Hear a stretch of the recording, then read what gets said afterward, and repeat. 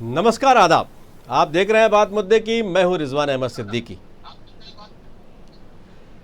गजब हो गया है देश की राजधानी दिल्ली में। डीजल के भी दिन बदल गए। अब डीजल पेट्रोल से महंगा हो गया। ये शायद ही किसी ने सोचा हो कि डीजल के दिन इस तरह से बदलेंगे और पेट्रोल पिछड़ जाएगा कीमतों में उससे। जाहिर है पेट्रोल इन सब से बेहतर है, लेकिन अब कीमत डीजल की ज़्यादा चुकानी पड़ेगी। और अगर हम गौर से देखें तो अंतर्राष्ट्रीय बाज़ार में कच्चे तेल के दामों की गिरावट के बाद भी आम लोगों का इससे कोई भला नहीं हुआ है। लगातार तेल कंपनियां डीजल पेट्रोल के दाम बढ़ा रही हैं, तो केंद्र और राज्य सरकारों में टैक्स लगाने की होड़ सी मची हुई है। आम लोगों को अप्रैल 2014 में 1 लीटर डीजल पर तकरीबन 10 रुपये एक्साइज ड्यूटी और वैट चुकाने होते थे। अब आम आदमी को डीजल पर 50 रुपये टैक्स चुकाने पड़ रहे हैं। देश भर में पेट्रोल डीजल के बढ़े दामों को जनता ने किस तरह से लिया है, ये तो एक अलग बात है, लेकिन राजनीतिक दलों में, विपक्षी दलों में इसका पुरजोर विरोध शुरू हो गया है और सत्ता और विपक्ष में इस पर वाद विवाद, तकरार तेज है। तो यही हमारा आज का विशेष डीजल पेट्रोल पर सियासी तकरार। तो चलिए, इससे पहले कि हम इस विषय पर चर्चा करें, देखिए हमारी एक खास रिपोर्ट।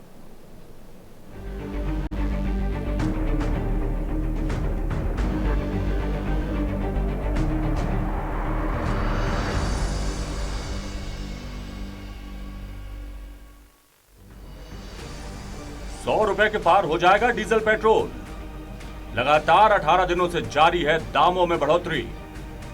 दिल्ली में पेट्रोल से ज्यादा महंगा हुआ डीजल। इसके पहले कभी पेट्रोल से महंगा नहीं हुआ था डीजल। पिछले 18 दिनों में डीजल की कीमत में ₹10.48 प्रति लीटर की बढ़ोतरी। पेट्रोल भी ₹8.50 हुआ महंगा। देश में पेट्रोल डीजल के दामों में आज आग लगी हुई है। पिछले 18 दिनों से जिस तरह से दाम बढ़ रहे हैं, अगर इस पर ब्रेक नहीं लगा तो देश में पेट्रोल डीजल के दाम ₹100 के पार हो जाएंगे। अब इसको लेकर विपक्ष ने मोर्चा खोल दिया है। देश भर में विरोध प्रदर्शन किए जा रहे हैं। मध्य प्रदेश में पेट्रोल डीजल की मूल्य वृद्धि के खिलाफ कांग्रेस ने हल्ला बोल प्रदर्शन किया। इंदौर में पूर्व मंत्री जीतू पटवारी तो भोपाल में राज्यसभा सांसद दिग्विजय सिंह ने मोर्चा संभाला।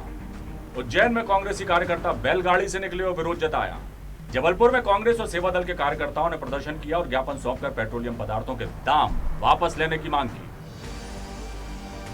लगातार 18 दिन से पेट्रोल डीजल के भाव केंद्र सरकार बढ़ा रही है और ये जनता की जेब कट रही है। और पेट्रोल डीजल के जो पेट्रोल पंप मालिक हैं और जो पेट्रोल डीजल की रिफाइनरी वाले हैं, उनको लाभ हो रहा है। दिग्विजय सिंह जी जैसा झूठ व्यक्ति मध्य प्रदेश में नहीं, पूरे भारत के अंदर ऐसा नहीं है जो दिन भर झूठ बोलने का काम करते हैं। वो साइकिल चला करके जिस प्रकार की बातें करने का प्रयास कर रहे हैं, वो मुझे लगता है कि मध्य प्रदेश की जनता उनको बहुत अच्छे से तरीके से जानती है, फिर कुछ झूठ बोलने वाले होंगे। ये पहला मौका नहीं है जब विपक्ष डीजल पेट्रोल के बढ़े दामों का विरोध कर रहा हो। इसके पहले जब कांग्रेस सत्ता में थी और बीजेपी विपक्ष में, तो बीजेपी भी लगातार बढ़े दामों का विरोध करती रही है। अब हालात कुछ और है। इस बार बीजेपी सत्ता में है और कांग्रेस विपक्ष में है। चलिए एक नजर डालते हैं पेट्रोल डीजल के दामों के गणित पर। कंपनियों ने पेट्रोल डीजल के भाव तब बढ़ाने शुरू किए जब कच्चा तेल $19 प्रति बैरल था, तो अब कच्चे तेल का रेट बढ़ रहा है। ब्रेंट क्रूड $40 प्रति बैरल के आसपास पहुंच गया है। तेल कंपनियों के पास जो इन्वेंट्री है उसमें भी नुकसान हो रहा है। मांग कम हो गई है और उनके मार्जिन माइनस में आ गए हैं। नुकसान की भरपाई अपना मार्जिन बढ़ाकर हो रही है। एक्साइज ड्यूटी में सरकार ने करीब ₹13 तक की बढ़त कर दी है। इसका भी पूरा बोझ अभी ग्राहकों पर नहीं डाला गया है। ऐसे में स्वाभाविक है आगे रेट और बढ़ाने पड़ेंगे। डीजल पेट्रोल की कीमतें अभी और बढ़ने के पूरे आसार हैं। इसके बाद राज्य सरकारें इस पर वैट बढ़ा सकती हैं। लॉकडाउन की वजह से राज्यों की इकोनॉमी की हालत खराब है। इस मौके की तलाश में है कि कब पेट्रोल डीजल पर टैक्स बढ़ाने का मौका मिले। लगातार देश में पेट्रोल डीजल के रेट बढ़ रहे हैं, इस पर कोई ब्रेक भी नहीं लग रहा। ये तभी रुक सकता है जब सरकार कोई विशेष कदम उठाकर इसे रोकने की कोशिश करे। लेकिन ये राहत भी लग रहा है कि कई राज्यों के विधानसभा चुनाव से पहले नहीं मिलने वाली। तो वहीं अगर पेट्रोल डीजल के दामों में अंतर की बात की जाए तो इंडियन ऑयल के मुताबिक पेट्रोल की बेस प्राइस जहां 22.11 रुपए प्रति लीटर है, तो वहीं डीजल की बेस प्राइस 22.93 रुपए प्रति लीटर है। यानी डीजल की लागत थोड़ी ज्यादा ही है। जिस राज्य में डीजल पर टैक्स ज्यादा है, अब वहां डीजल का रेट ज्यादा हो गया है। यूपी जैसे कृषि प्रधान राज्यों में अभी डीजल पर वैट कम है, इसलिए वहां अभी डीजल का रेट कम है। डीजल के रेट बढ़ने से सीधा असर महंगाई पर पड़ता है। डीजल के रेट बढ़ने से कृषि पैदावार के रेट बढ़ेंगे और तमाम सामान की ढुलाई भी बढ़ जाएगी। ट्रकों का भाड़ा बढ़ जाएगा। इसकी वजह से महंगाई बढ़ने के पूरे आसार हैं। इसी कारण सरकारें डीजल पर सब्सिडी देती हैं। देश जहां कोरोना काल में बेरोजगारी, आर्थिक संकट और महंगाई से जूझ रहा है, ऐसे में डीजल पेट्रोल के दामों में बेतहाशा बढ़ोतरी आम आदमी की कमर तोड़ने को बेताब दिख रही है। ऐसा क्यों है कि सत्ता में बैठे राजनीतिक दलों को विपक्ष में रहते वक्त जो महंगाई डायन दिखती है, वही अपनी सरकार आते ही उसे मजबूरी का लबादा उड़ा दिया जाता है? ये एक बड़ा सवाल है जिसका जवाब पता सबको है, लेकिन उत्तर कोई देना नहीं चाहता। News world desk.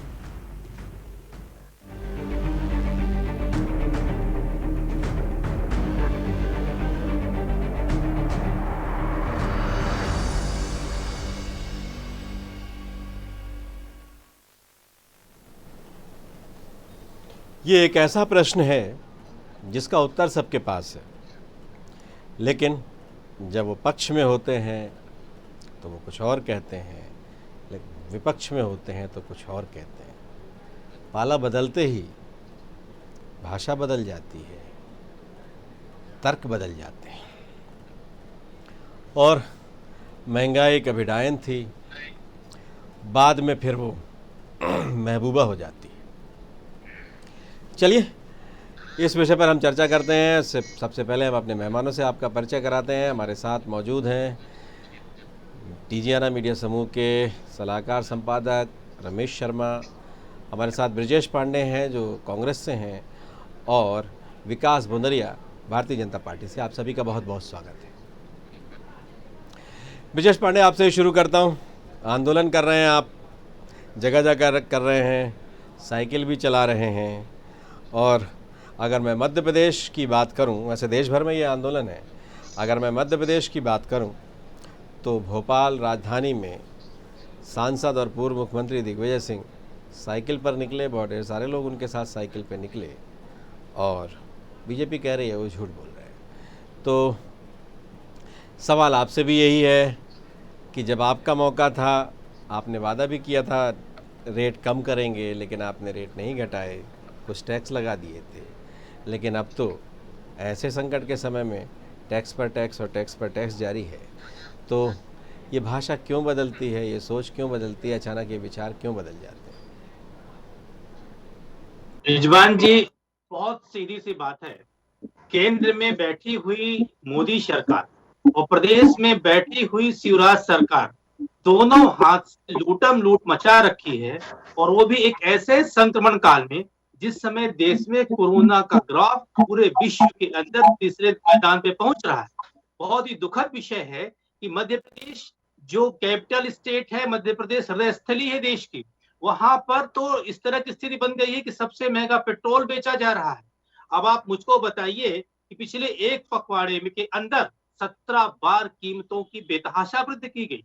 भाई कौन सा पैमाना आपके पास है? आप एक तरफ देख रहे हैं कि आज प्रदेश में आज देश के अंदर कोरोना इतना तेजी से बढ़ रहा है, और आप उन लोगों के लिए जो लोग बेचारे अपने जीविकोपार्जन के लिए, उदर पोषण के लिए किसी तरह अपना परिवार को चला रहे हैं।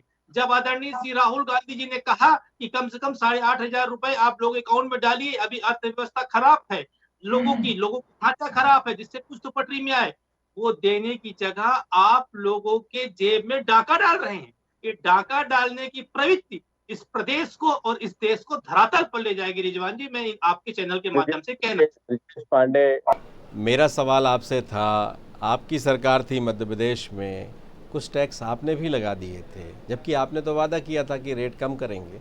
वैसे वादे आप दोनों करते रहे हैं, लेकिन अब ताज़ा ताज़ा मामला है और ये इल्ज़ाम भी लगाया जा रहा है कि आपने वादे किए थे लेकिन आपने निभाए नहीं।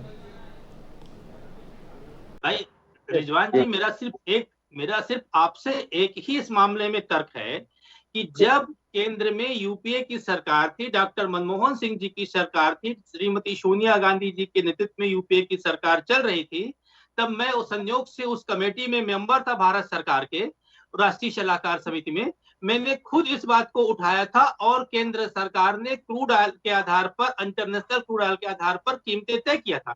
लेकिन इनकी सरकार जब इंटरनेशनल मार्केट में पूरी तरह से क्रूड ऑयल की कीमत कम थी, तब भी इन्होंने देश के लोगों के ऊपर अतिरिक्त कर्ज बोझ बढ़ा दिया।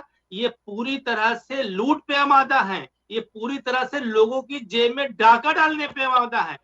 ये पूरा गिरोह जो चल रहा है मध्य प्रदेश के अंदर और केंद्र के अंदर, इनको समाज के अंतिम पंक्ति की व्यथा नहीं मालूम है।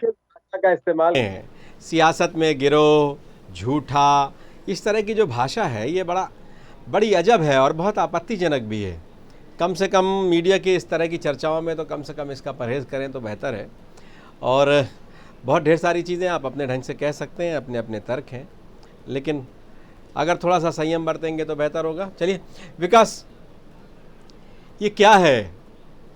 आपने वादा किया था कि बाज़ार के हिसाब से दामों में घटत और बढ़त होगी, लेकिन यहाँ तो रोज़ बाज़ार गिर रहा है और कीमतें आसमान छू रही हैं धीरे धीरे। सेंचुरी बनाने का इरादा है लगता है। और अब तो दिल्ली में तो हद हो गई, दिल्ली में तो डीज़ल महंगा हो गया पेट्रोल से। तो ये दिन भी देखने थे, हमने तो सोचा ही नहीं था कि डीज़ल की भी ये मतलब दर्जा हो जाएगा डीज़ल का कि वो पेट्रोल से महंगा हो जाएगा। तो आखिर ये है क्या? अगर एक बाज़ार में एक व्यापारी एमआरपी से कुछ ज़्यादा लेने लगता है तो पूरे हंगामे हो जाते हैं। सरकार बहुत ढेर सारे नियम बनाती है, उसके बहुत तरह की चीज़ें हैं और मुनाफाखोरी और दुनिया भर की चीज़ों पर बहुत ढेर सारे सवाल खड़े होते हैं। लेकिन जब सरकारों की नाक के नीचे और सरकारों के वरद हस्त से इस तरह की चीज़ें होंगी और महंगाई के इस दौर में, ख़ास तौर से ऐसे संकट के दौर में, तो ये सवाल उठना लाजमी है। कुछ कहेंगे इस पर? बिल्कुल बिल्कुल रिजवान भाई, आप देखेंगे कि डीजल की कीमतें पेट्रोल के मुकाबले कमतर रहें, ये भारत में प्रयास हमेशा रहा है, हर सरकार कर रहा है।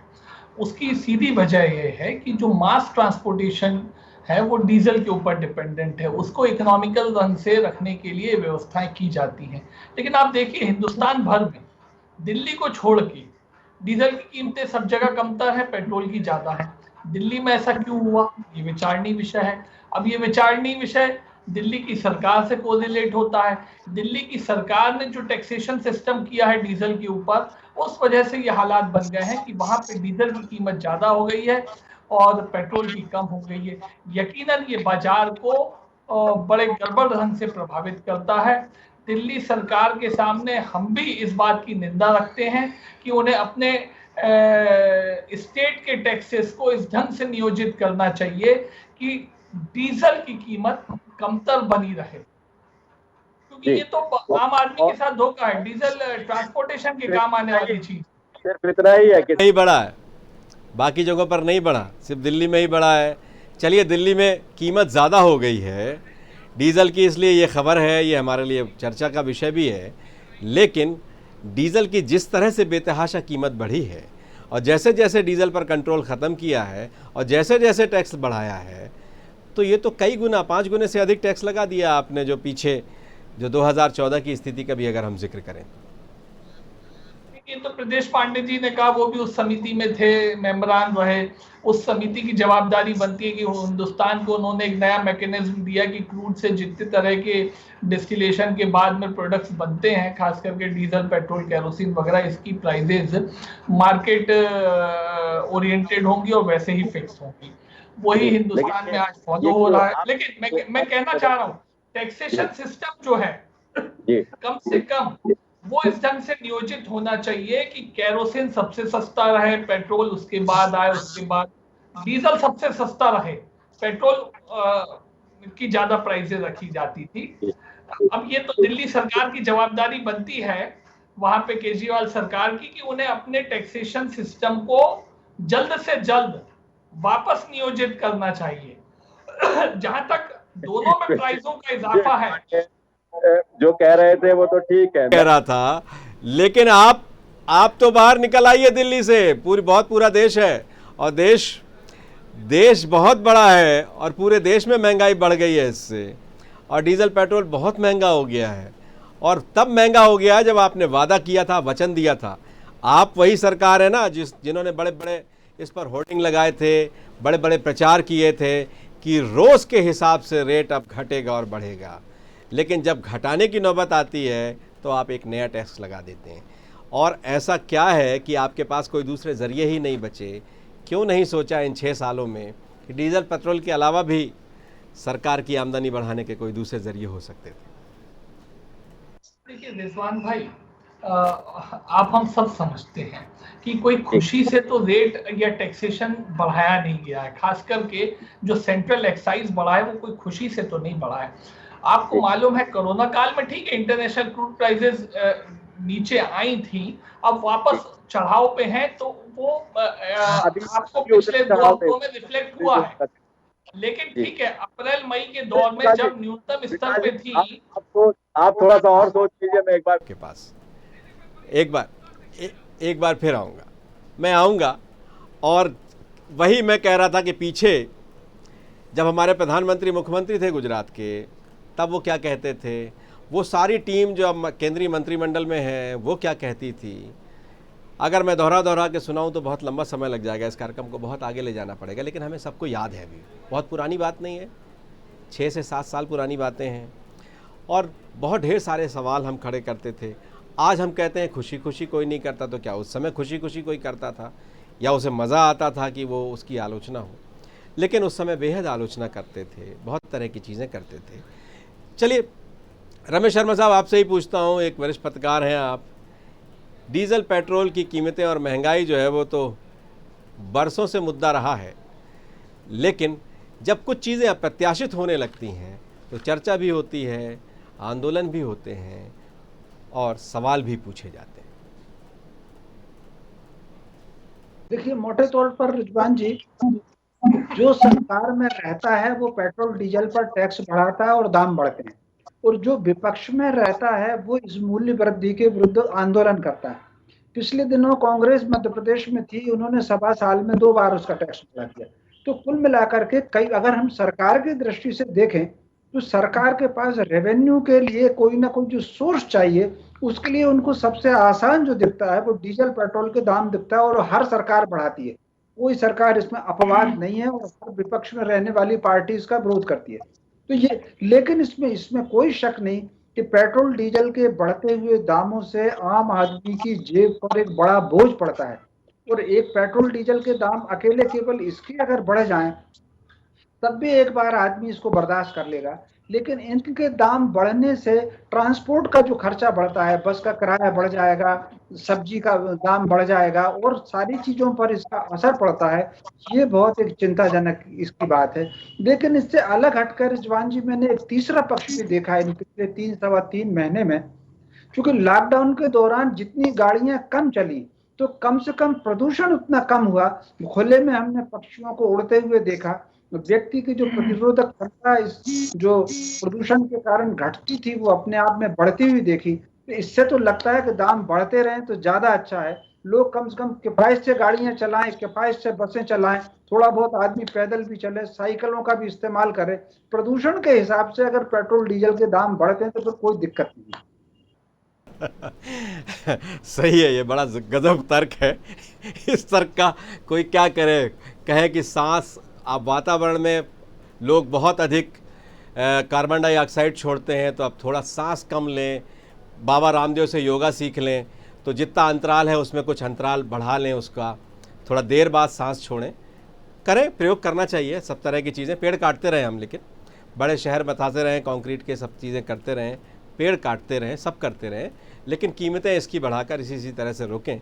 आप कह रहे हैं एक तरफ कि महंगाई बहुत बढ़ती है ऐसी चीज़ों से, आप ये भी कह रहे हैं कि हर सरकारें ऐसा करती हैं, लेकिन इन 5-6 सालों में जिस तरह से बढ़ा है क्या इससे पहले बढ़ा था? आप तो बहुत अनुभवी हैं, मुझसे भी बहुत सीनियर हैं।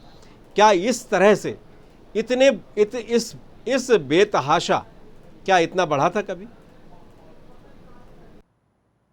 रमेश शर्मा साहब आपसे ही पूछिए। नहीं, फिर से कहिए, रिपीट करिए फिर से। डीजल पेट्रोल में टैक्स इस बेतहाशा ढंग से इतना अधिक, उसकी कीमत से भी अधिक टैक्स, क्या इस तरह से, जैसा कि हमने अपनी रिपोर्ट में भी दिखाया था कि 2014 के पहले 10 रुपये टैक्स लगता था, अब 50 रुपये टैक्स लग रहा है। और हर बार एक नया टैक्स बढ़ाया गया, हर बार एक नए तरह से बढ़ाया गया और हर बार एक नया कारण बताया गया। ये जिस तरह से बढ़ाया जा रहा है, तो आपको नहीं लगता कि सरकारों ने आय के अपने दूसरे स्रोत जो हैं उसके प्रति उतनी गंभीर चिंता नहीं की, इसलिए जीएसटी का वादा करने के बाद भी डीजल पेट्रोल को हम इस हद तक ले गए? और जबकि ये भी वादा था हमारा कि बाज़ार जैसा जैसा होगा वैसे वैसे टैक्स माफ़ कीजिएगा, वैसे वैसे कीमतें घटें और बढ़ेंगी। तो वो वादे तो हमने कोई पूरे किए नहीं। नहीं, इसमें कोई शक नहीं कि ये तो मैंने कहा, आपसे पहले भी कहा कि ये कीमतें बढ़ने से अकेले ये जो बढ़ रही हैं ये वाकई बहुत चिंताजनक है और आम आदमी की जेब पर एक बड़ा बोझ है। और क्योंकि इस तरह की कीमतें नहीं बढ़नी चाहिए, ये बात अपनी जगह सही है। और सरकारों को अगर पैसों की जरूरत होती है तो किस तरीके से आमदनी के और जो सोर्स हो सकते हैं उनको वो डेवलप करें। जो अब 2-4 चीजें ऐसी हैं जो आज से 50 साल पहले भी उसमें उनको दिखता था किससे आमदनी बढ़ सकती है, आज भी उसको दिखता है। इन 50 वर्षों में दुनिया कहां से कहां चली गई। तो मैं समझता हूं आमदनी के जिस तरीके से बहुराष्ट्रीय कंपनियों ने नए प्रोडक्ट निकाल करके अपनी आमदनी बढ़ाने के नए नए सोर्स ढूंढे हैं, बदलती टेक्नोलॉजी से उन्होंने अपनी आमदनियां बढ़ाई हैं, ठीक उसी प्रकार सरकारों को भी ये चाहिए कि कोई नए सोर्स ढूंढें। नई चीज क्या हो सकती है? जो ट्रेड जो बने हुए हैं बस उन्हीं पर टैक्स बढ़ा करके सरकार चलाना, मैं समझता हूँ नए टैक्स, नए सोर्स उनको खोजने चाहिए टैक्स करने के लिए। और पेट्रोल डीजल के कहीं ना कहीं बढ़ते दामों पर विराम तो लगना ही चाहिए। पास फिर लौटना चाहूँगा। ब्रिजेश पांडे, रमेश शर्मा कह रहे थे कि आपने 2 बार बढ़ाए, आपके अपने कारण होंगे, फिर जब आपके कारण है सत्ता चलाने में तो इनके भी कारण होंगे, जो सत्ता में रहता है उसके अपने कारण होते हैं। हाँ, ये अलग बात है कि जब आप विपक्ष में होते हैं तो आप इसे बहुत मुद्दा बनाते हैं, जब बीजेपी विपक्ष में होती है तो वो बहुत मुद्दा बनाती है। अभी भी कुछ दिन पहले भी उसने मुद्दा बनाया था। और ये लगातार इस तरह की चीज़ें हो रही हैं और पिस आम जनता रही है इस तरह की चीज़ों में। और विकास बंदरिया कह रहे हैं कोई खुशी से तो करता नहीं। देखिए रिजवान भाई, रमेश शर्मा जी मध्य प्रदेश के बहुत सीनियर जर्नलिस्ट, आप और रमेश शर्मा जी, आप लोग जो कह रहे हैं आपकी बातें तथ्यात्मक है, तर्कात्मक। मैं सबसे पहले विकास भाई की बात का जवाब देना चाहता हूं कि विकास भाई आज अभी जब दिल्ली का रेट पेट्रोल का 79.76 रुपए है और डीजल का 79.40 रुपए है, राजस्थान का 86.85 और 80.21 डीजल का है, और छत्तीसगढ़ का जहां कांग्रेस की सरकार है वहां 78.55 रुपए पेट्रोल का और 77.18 डीजल का रेट है।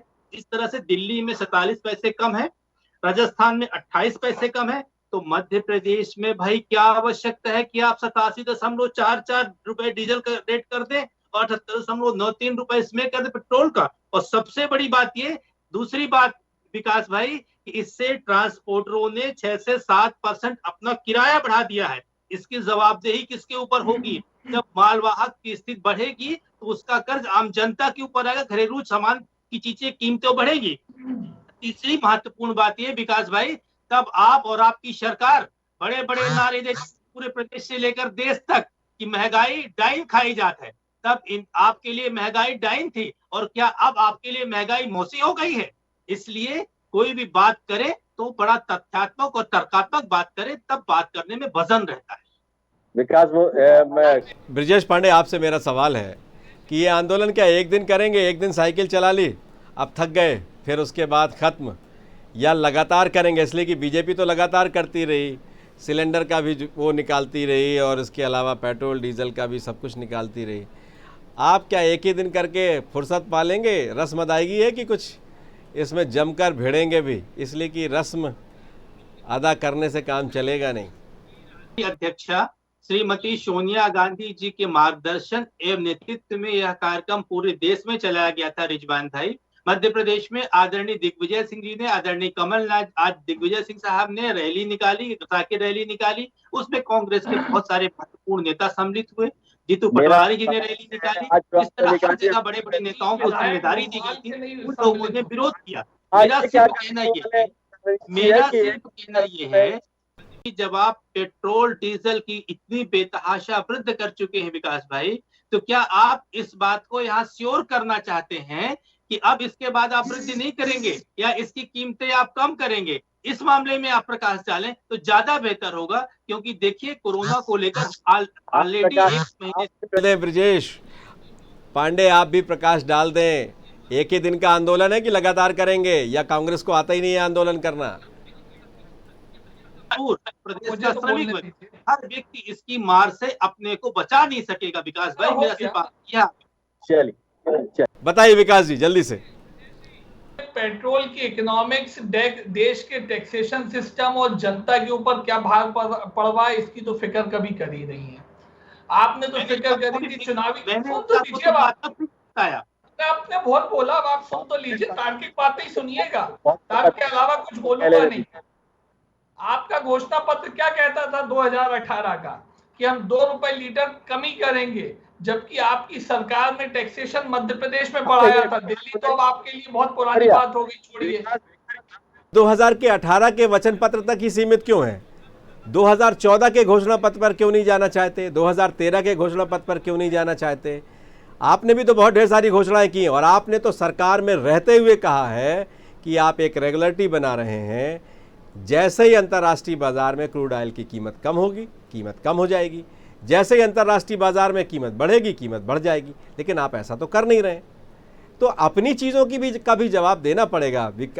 ब्रजेश पांडे को तो जनता ने घर बैठा दिया, आप तो सरकार में हैं और जनता आपसे बहुत उम्मीदें करती है।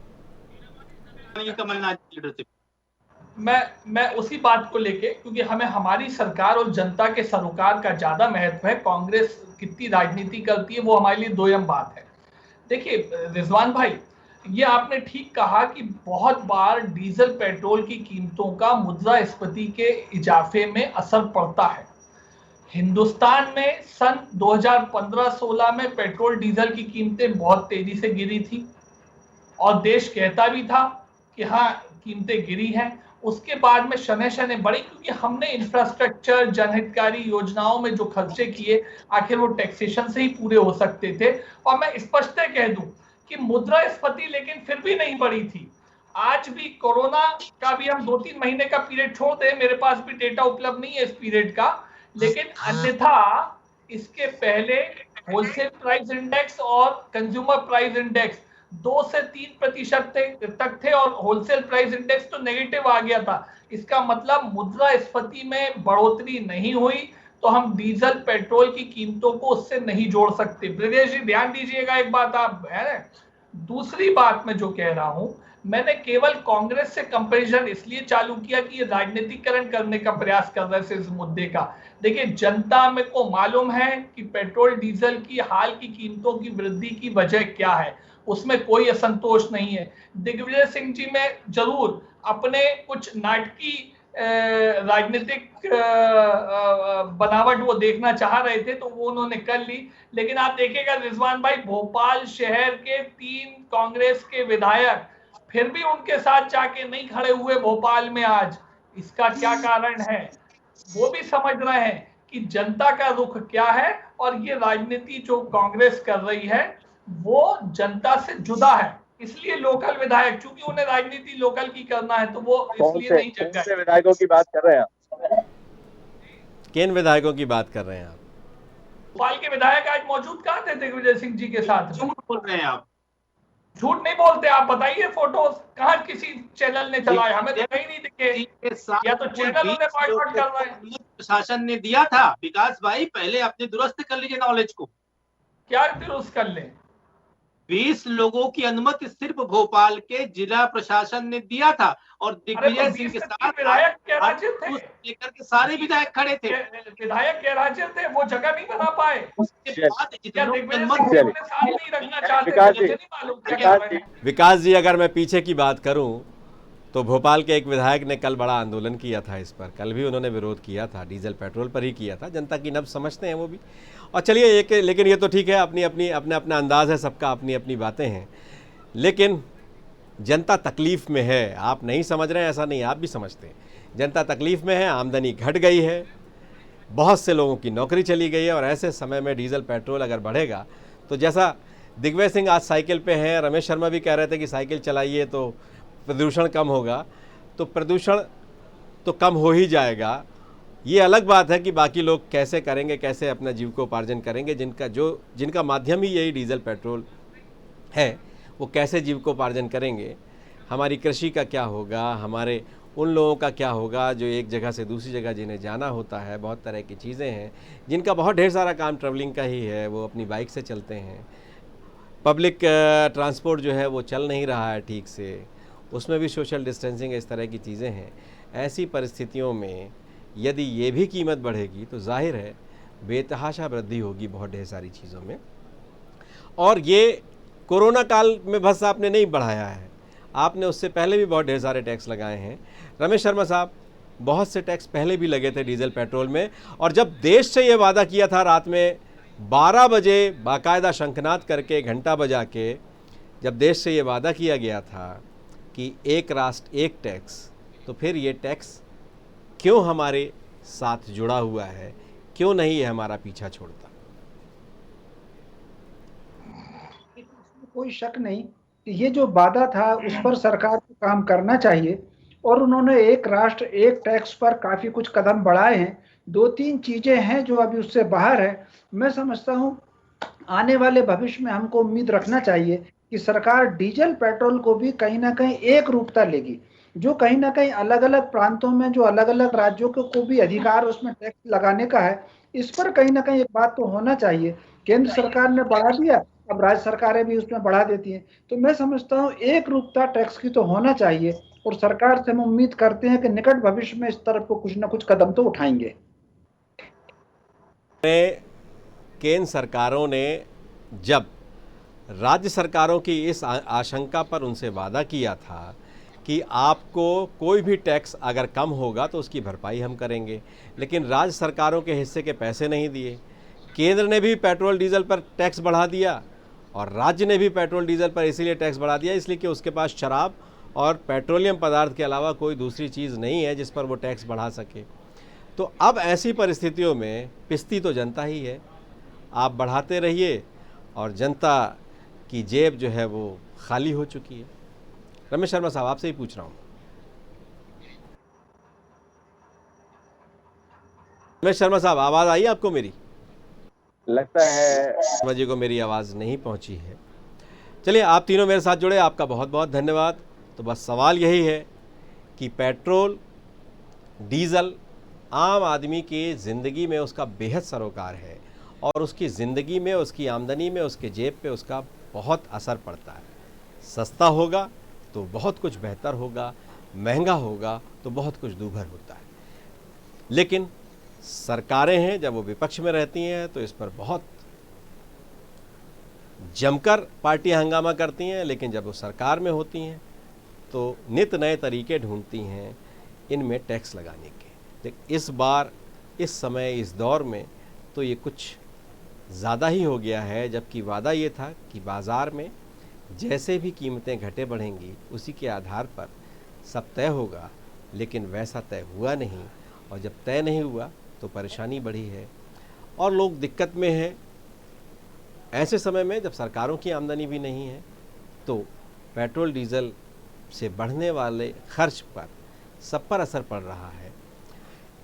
सरकार की भी बहुत ढेर सारी एजेंसियां हैं जिन्हें इसकी ज़रूरत होती है। तो जाहिर है एक हाथ ले दूसरे हाथ दे के अंदाज में ये सब चीज़ें चलेंगी।